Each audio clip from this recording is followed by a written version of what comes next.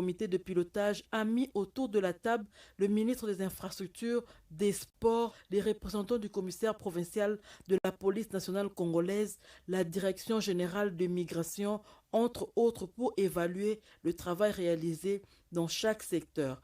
Les Jeux accueilleront dans la ville des milliers de personnes. Le tourisme et l'infrastructure qui vont avec doivent s'apprêter. Un tour d'horizon complet qui permet au vice-premier ministre, ministre des Affaires étrangères et francophonie, président du comité de pilotage de faire un rapport circonstancié au gouvernement de la République et au président de la République, chef de l'État, Félix Antoine Tshisekedi Tshilombo. Ouverture demain jeudi de la réunion mixte du comité de défense et sécurité entre la RDC et le Congo-Brazzaville. En prélude de cette rencontre, le vice-premier ministre, ministre de l'Intérieur et Sécurité, s'est entretenu avec l'ambassadeur du Congo-Brazzaville. Peter Kazadi l'a rassuré de sa participation à ces assises qui vont se tenir à Brazzaville. Alain Bikaï. C'est la localité d'Ingabé, située à 184 km de Brazzaville, qui abritera ce jeudi 1er juin la réunion du comité de défense et sécurité entre la RDC et les pays de Denis Sassou Nguesso. Au cours de cette réunion mixte, la République démocratique du Congo et les Congo-Brazzaville vont évoquer les questions bilatérales entre ces deux nations sœurs, notamment celles liées à la sécurité le long des frontières communes et le retour des compatriotes de Kwamoutou réfugiés dans ces pays. Le vice-premier ministre, ministre de l'Intérieur et Sécurité, Maître Peter Kazadi Kankonde, a rassuré l'ambassadeur du Congo-Brazzaville en poste à Kinshasa de sa participation à cette rencontre. Au sortir de l'audience, l'ambassadeur Cyprien Sylvestre Mamina a fait les points. Nous sommes des peuples frères, nous partageons une longue frontière.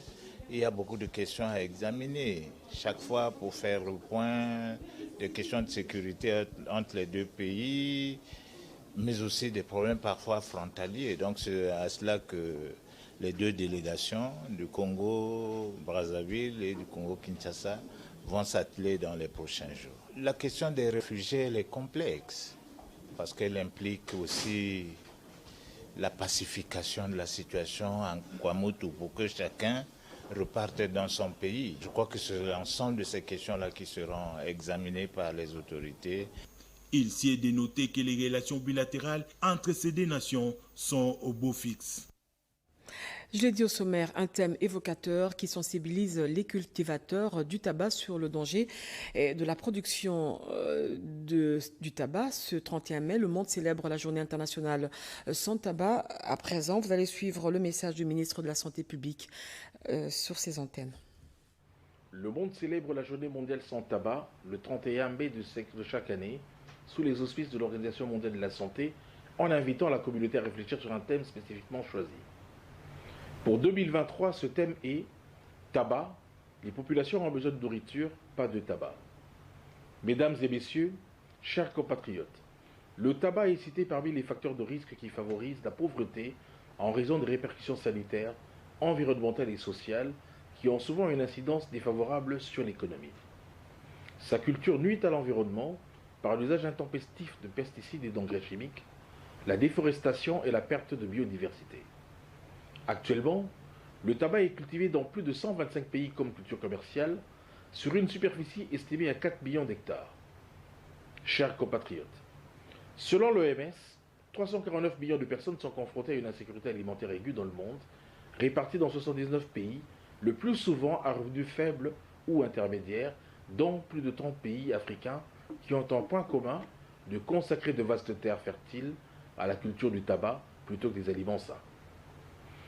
Pour la République démocratique du Congo, sur l'ensemble du territoire national, plusieurs vastes hectares sont utilisés pour la culture du tabac, en particulier dans les provinces de Lualaba, Kasaï oriental, Haut-Touélé et Équateur. Les cultivateurs du tabac et leurs familles présentent un risque plus élevé suite à l'exposition à la nicotine et aux produits chimiques, à savoir les pesticides et les engrais. C'était le vice-ministre de la Santé publique, Serge Olen, et non le ministre de la Santé.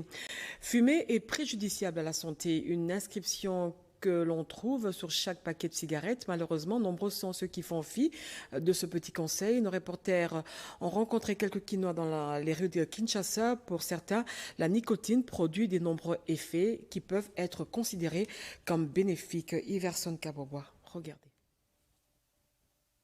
Fumer est préjudiciable à la santé. L'inscription est obligatoire sur toute marque de cigarettes selon les exigences de l'OMS dans la lutte contre le tabagisme. Mais ceci est loin de dissuader certains fumeurs. À Kinshasa, par exemple, les jeunes trouvent en la cigarette un élément motivateur pour la stimulation lors d'un travail qui exige la force musculaire. Une conviction caractéristique de l'ignorance des méfaits du tabagisme, l'un des plus grands défis de santé publique qui occasionne chaque année plus de 8 millions de décès selon les statistiques de l'OMS. Si tu consommes abusivement, tu peux sa santé na yo. Ça rien mature. Pour nous, il peut ça cirrhose des fois.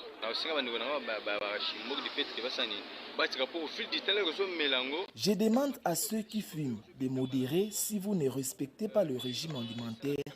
Attendez-vous à la tuberculose. 2 fois, 3 fois, 4 fois, une année, donc, et peut ça m'habiller.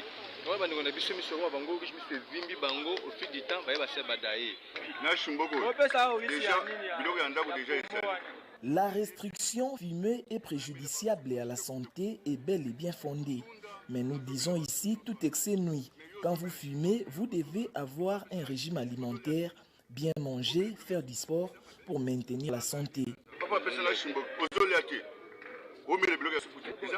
Cultivons les aliments, pas du tabac, c'est le thème de la Journée mondiale de la lutte contre le tabac. Ce thème vise en outre à exposer les procédés mis en place par l'industrie du tabac pour entraver les initiatives de substitution du tabac par les cultures durables, contribuant ainsi à exacerber la crise alimentaire mondiale. La baisse de la température en saison sèche affecte la santé des adultes et des enfants et peut aller jusqu'à des problèmes respiratoires et de peau. Il est donc conseillé, selon les médecins, de bien se couvrir en cette période et aux parents de donner des bains tièdes aux enfants durant cette période de saison sèche. Béatrice Chacot nous fait le point. La saison pluvieuse arrive à son terme et la saison sèche commence. Ces changements de saison et non sans conséquences sur la santé, surtout les nourrissons, mais les adultes aussi ne sont pas épargnés. La grippe, le rhume et autres toux sont signalés ça et là, mais il y a des règles et des conduites à observer pour y échapper. Je fais porter la promotion et j'attends jusqu'à ce que le soleil se lève. Je les suis et puis je les fais porter encore la combinaison, les tricots, même les petits enfants à la maison, il faut toujours les protéger avec les tricots. Avec la maman, moi je leur dirais de ne pas donner des jus froids aux enfants parce que ça peut entraîner du rhume aux enfants. Donc l'été chaud est plus conseillé. Quelques étudiants et élèves se sont exprimés pour conscientiser leurs camarades à se protéger aussi pendant la saison sèche. Il y a des gens qui sortent le matin sans prendre des tricots. Ce ne sont pas des bonnes précautions. En fait, avant de sortir, il faut au moins avoir son tricot. Comme moi, j'ai un pull, ça sert très bien. Et pour la saison sèche, il y a des gens qui tombent malades. C'est vaut mieux d'avoir un tricot pour être protégé contre le maladie. En cette période de la saison sèche, nous devons protéger nos enfants pour leur éviter d'attraper des différentes maladies saisonnières.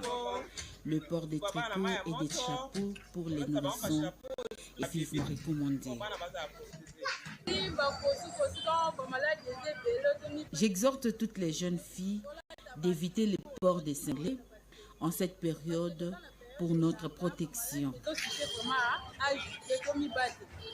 Aide-toi et le ciel t'aidera, dit-on. Fabriqué à Kinshasa avec une capacité de plus de 50 tonnes, le bac de Zongo vient d'être réhabilité. Une délégation de l'Office de route a visité cet ouvrage au grand bonheur de la population. Un reportage de Blaise Bokokia. Chose promise, chose due, la promesse du président de la République, Félix-Antoine Tshisekedi Tshilombo, de doter la ville de Zongo d'un grand bac pour la traversée de la rivière Ubangui est aujourd'hui concrétisée. Cet imposant bâtiment flottant est déjà arrivé à Zongo, tout est neuf.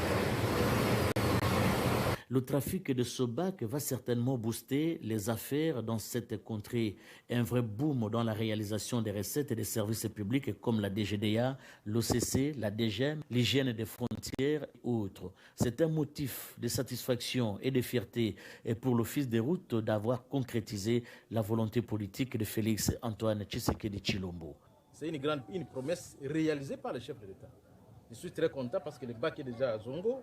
Bientôt, ça va servir de traverser. Le chef a raison d'utiliser parfois l'intelligence congolaise. Voilà. Et ça, c'est produit, c'est fait par nos ingénieurs. Ça, c'est Made in Congo. La construction d'un quai en béton armé est actuellement assurée par l'Office des routes. Elle permettra, sans nul doute, à ce bac d'accoster sans difficulté. La consistance des travaux exécutés est ici évoquée par le directeur provincial de l'Office des routes, Sidou Bongui.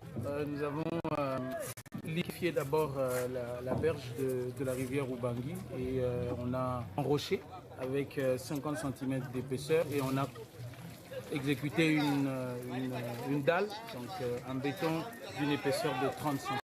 Bénéficier d'un bac est une chose, mais sa protection en est une autre, d'où la nécessité de garder jalousement cette embarcation dans cette partie de la province de Sud-Oubangi. Et puis l'RDC aura bientôt des données fiables en démographie et en santé. Plus de 600 enquêteurs sont déployés sur toute l'étendue de la République pour recueillir des informations sur les travaux de cette troisième enquête. Va être présidée par l'Institut national de statistique. C'est le ministre d'État en charge du plan qui a procédé au lancement des 10 travaux 10 ans après la précédente enquête. Éric Kabamba, Françoise Bouela et Pompomba. Il a fallu attendre plus de 10 ans pour que la RDC ait des données fiables sur le ménage dans tous les territoires nationaux. Plus de 600 enquêteurs feront du porte-à-porte auprès de 26 520 ménages dans le tout prochain jour pour collecter et recueillir toutes les informations liées à la mortalité, la santé sexuelle, la prévention et traitement du paludisme, le ZST ainsi que le sida. Judith Souminois a appelé ses enquêteurs à un travail laborieux car cet exercice permettra au pays de disposer des données actualisées liées au ménage. La décision de réaliser cette enquête vise à répondre aux besoins d'outiller notre pays de données utiles et à jour. Je tiens à rappeler que les dernières enquêtes d'envergure nationale datent de 6 ans. Il s'agit là de l'enquête mixte de 2017 et la dernière enquête EDS date de 10 ans. Il était donc impérieux que nous puissions actualiser les données dont nous disposons et ce pour une meilleure prise de décision. L'Institut national de la statistique, qui va superviser ces enquêtes, a promis un travail de qualité, a rassuré sa directrice générale intérimaire. Cette enquête va bénéficier d'appui technique et financier de plusieurs partenaires. Peu après, dans un autre décor, la patronne du plan a participé en visioconférence à la réunion virtuelle du comité de pilotage du partenariat mondial pour une coopération efficace au service du développement entre l'Agence de développement de l'Union africaine, Nouveau partenariat pour le développement de l'Afrique, AUDA, NEPAD et ses partenaires internationaux, notamment la Suède et l'Indonésie. Dans son discours, la ministre d'État en charge du plan a soulevé les problèmes majeurs pour faciliter la poursuite du déploiement des suivis, après avoir martelé sur les portages politiques au niveau régional de partenariats efficaces sur lesquels la RDC et l'AUDA NEPAD sont appelés à travailler en synergie. Et puis une délégation des parlementaires est arrivée à Inga cet avant-midi. C'est le président du conseil d'administration de la SNEL SA qui les a accueillis dans les installations du complexe hydroélectrique d'Inga. Reportage. La collaboration et l'harmonie dans la gestion caractérisent le management de SNEL pour concrétiser la vision du chef de l'État Félix Antoine Tshisekedi dans le secteur de l'énergie. Alors qu'il poursuit sa mission en Chine, dans la délégation du président de la République, le directeur général par intérim de SNEL, le prof Teddy Luamba Mouba, a signé un accord de 220 millions de dollars américains avec la China Bank of Construction pour la réhabilitation de 3 machines d'Inga 2. La concrétisation de cet accord est attendue dans pas longtemps. Et ici au pays, en bonne intelligence avec le directeur général, le président du conseil d'administration de SNEL SA, Alphonse Kisolokele Siabanfumu, a accueilli mardi 30 mai à Inga au Congo central une délégation des parlementaires allemands. À côté de lui, 2 administrateurs, Dédé Kodoro et Aurélie Batumike. La mission vient évaluer les projets réalisés dans le cadre du partenariat énergétique RDC-Allemagne. On est en train de se battre pour que la SNEL redore son blason et que redevienne l'ancienne d'antan. Et vu le potentiel qu'offre Inga, c'est une très bonne chose parce que ça leur permettait d'avoir une idée de ce qu'il y a à faire. Après l'aéroport, la délégation s'est rendue aux installations du site Inga 1 pour une visite guidée. Question pour ces parlementaires de se faire une idée sur le complexe pour des perspectives de financement d'autres projets. Au terme de leur visite, un point de presse sera animé. Décentralisation, transfert des compétences aux entités territoriales pour le développement local. C'est l'objectif que poursuit le gouvernement de la République. Pour ce faire, les élus nationaux regroupés au sein d'une structure dénommée des provincialistes tiennent à accompagner cette démarche. Ils ont été reçus par le ministre de la Décentralisation, Eustache Mouanzi. Mireille Ndeke pour le reportage.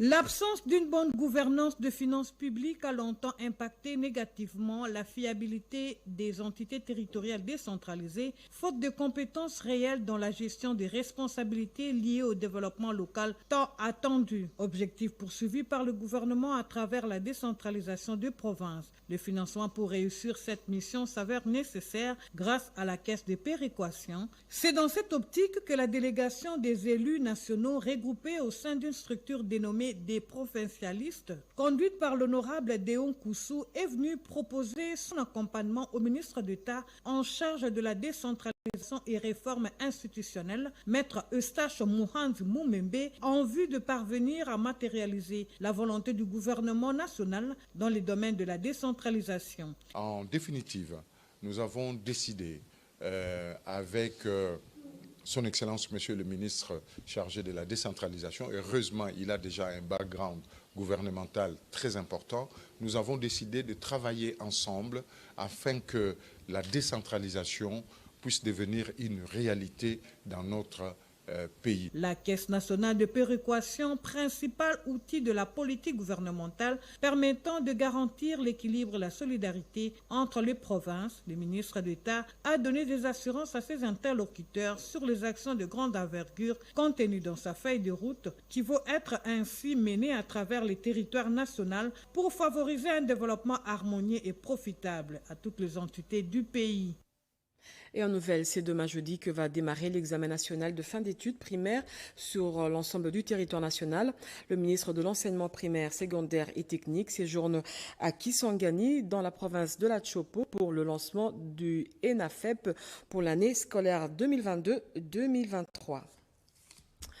Ouverture de la télé nationale d'analyse et de validation des projets des mesures légales et réglementaires d'application de la loi organique numéro 022 du 3 mai 2022 portant protection et promotion des droits des personnes vivant avec handicap.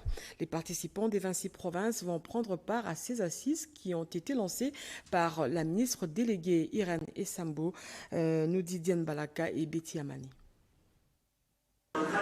Les personnes vivant avec handicap et autres personnes vulnérables de 26 provinces de la République mises en contribution pour apporter des enrichissements aux mesures légales et réglementaires d'application pour la mise en œuvre de la loi organique numéro 22/003 du 3 mai 2022. Au total, une loi ordinaire, 4 décrets et une dizaine d'arrêtés ont été élaborés pour mettre en place des mécanismes d'autonomisation et d'inclusion sociale des personnes vivant avec handicap et autres personnes vulnérables. L'implication des PVH-APV s'inscrit dans le cadre de la recherche d'un consensus et aussi pour une meilleure appropriation par les bénéficiaires. La ministre de tutelle Essambo Diata Irène, qui a ouvert ses assises, a invité les participants à l'abnégation et au travail pour produire un document final qui retrace les besoins exacts des bénéficiaires Cité en présence de la vice-ministre honoraire de l'EPST. Une loi n'a d'importance que lorsqu'elle a des mesures d'application qui permettent à ce qu'elle soit maintenant effective et qu'elle rencontre le besoin des personnes pour les améliorer. J'ai appelé la représentation des personnes avec handicap pour qu'elles viennent amender toutes les mesures d'application que nous avons élaborées. Je puisse les soumettre au niveau du gouvernement. Au nombre des documents analysés et validés, l'on note notamment la loi sur la vaillance et à la création de l'Académie de développement continu en langue des signes et de l'écriture braille. Ouf de soulagement pour les habitants du quartier Kingabwa dans la commune de Limete. Plus question de faire des longs trajets pour se procurer de l'eau, devenue une denrée rare dans certains coins de la capitale. Un forage vient d'être construit grâce à un bienfaiteur, Godard Motemona, vice-ministre des Mines. Il a inauguré cet ouvrage le week-end dernier. Reportage. Lutte contre la pénurie d'eau à Kinshasa, la fondation Godard Motemona vient de doter un forage d'eau construit sur fonds propres à la population du quartier Mamanzenze à Kingabwa, dans la commune de Limete. Ce forage va permettre à la population de ce quartier et ses environs de s'approvisionner en eau potable. Le vice-ministre de Mines, Godard Motemona, président de la fondation qui porte son nom, a procédé le samedi 20 mai 2023 à l'inauguration de ce forage à la satisfaction de tous les habitants de ce coin de la capitale. Le problème des pénuries d'eau est un problème qui frappe plusieurs quartiers et communes de ville de Kinshasa. L'excellence Godard Motemona nous a épargné de cette situation. Le président de la fondation Godard Motemona, vice-ministre de Mines et autorité morale du parti En Marche pour le Progrès, a exhorté le bénéficiaire d'en faire bon usage. Il n'y avait pas d'eau dans ces quartiers où j'ai grandi.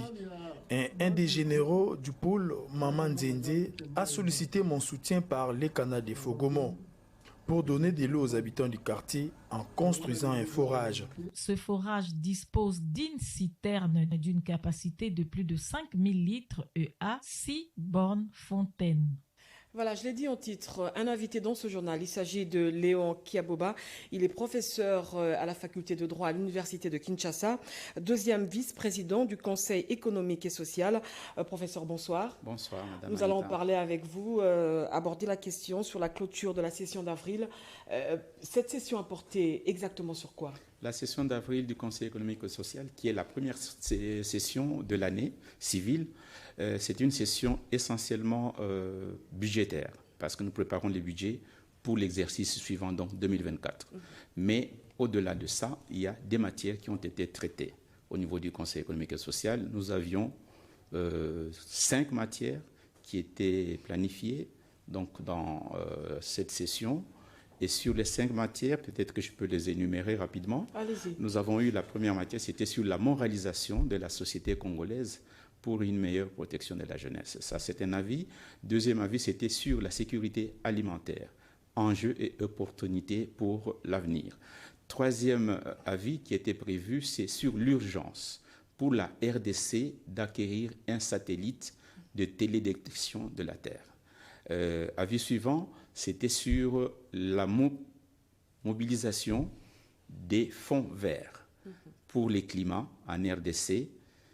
C'est un impératif pour ce pays solution. Absolument. On dit la RDC pays solution. Voilà. Et dernier avis, à part ce que j'ai énuméré, c'est sur l'éducation du futur, les futurs de l'éducation. Par rapport aux avis au gouvernement, est-ce que vous avez l'impression que ces avis sont appliqués par le gouvernement de la République ou bien par la société ? Tout à fait. Nous avons cette conviction-là.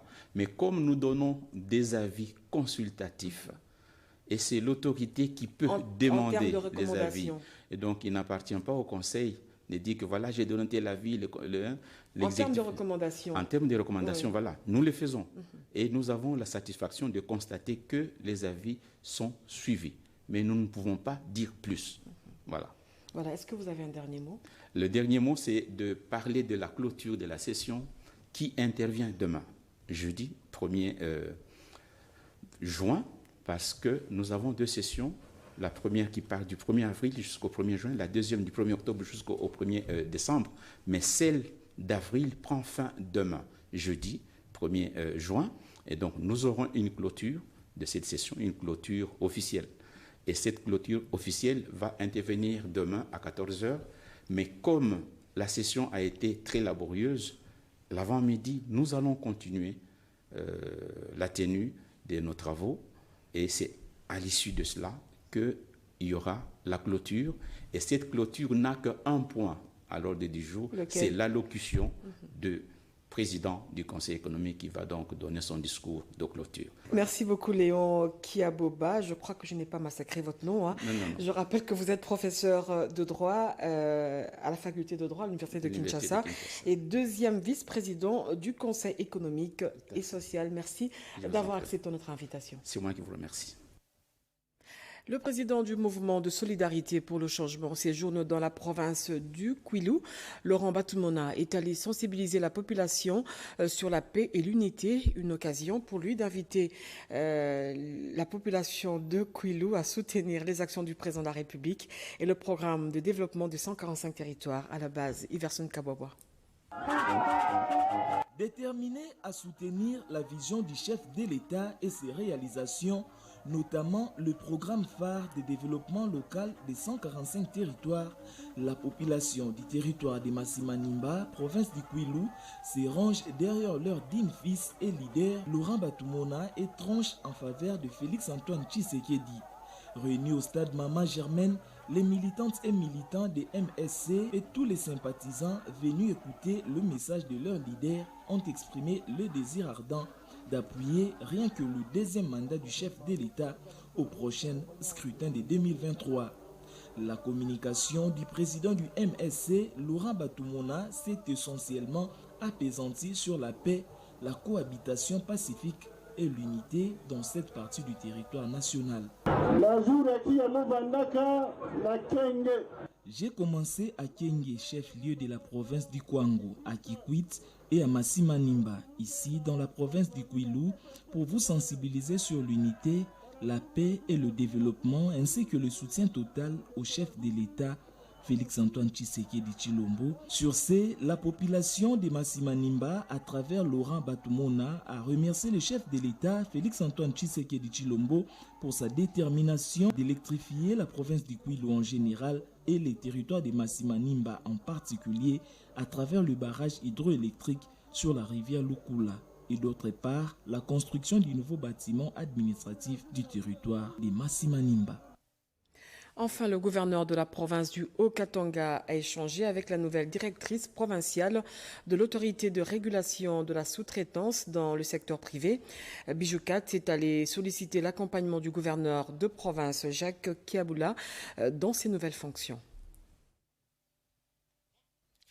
Nommé il y a peu à la tête de l'autorité de la sous-traitance dans les secteurs privés, ARSP en sigle, dans les Haut-Katanga, Bijou Mouchitoukat a été reçu ce mercredi 31 mai 2023 par le gouverneur de province Jacques Kiaboula Katoué. Au cœur de leurs échanges, la nouvelle équipe dirigeante de l'ARSP dans les Hauts-Katanga est allée solliciter l'accompagnement du chef de l'exécutif provincial pour la réussite de la mission assignée à cet établissement public en province par le chef de l'État Félix-Antoine Tshisekedi Tshilombo, notamment celle de vulgariser la loi sur la sous-traitance dans les secteurs privés, l'émergence de la classe moyenne congolaise et la promotion des entreprises à capitaux majoritairement congolais, ainsi que la protection de la main-d'œuvre nationale.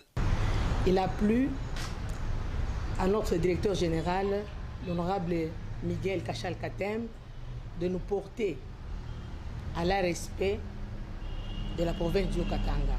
La mission est de promouvoir la jeunesse et les jeunes entrepreneurs, parce que le chef de l'État lui-même, son souci est de créer les millionnaires congolais. Et les millionnaires congolais en général et plus particulièrement ceux de la province du Haut-Katanga. Et nous devons émerger dans le même sens pour que cette population accepte et soutienne la vision du chef de l'État comme notre DG le fait déjà. En tant qu'élève de la vision du chef de l'État, nous pouvons que nous soumettre pour faire la promotion de la jeunesse congolaise. Le gouverneur de province, Jacques Kiaboula Katoué, a rassuré son hôte quant à son soutien. Et c'est la fin de ce journal, mesdames, messieurs. L'actualité continue sur la chaîne nationale. José Baïtouambo revient à 23h pour une autre édition d'information. Demain, 20h, Sandra Nyangui reviendra sur ce plateau pour vous informer. Au revoir.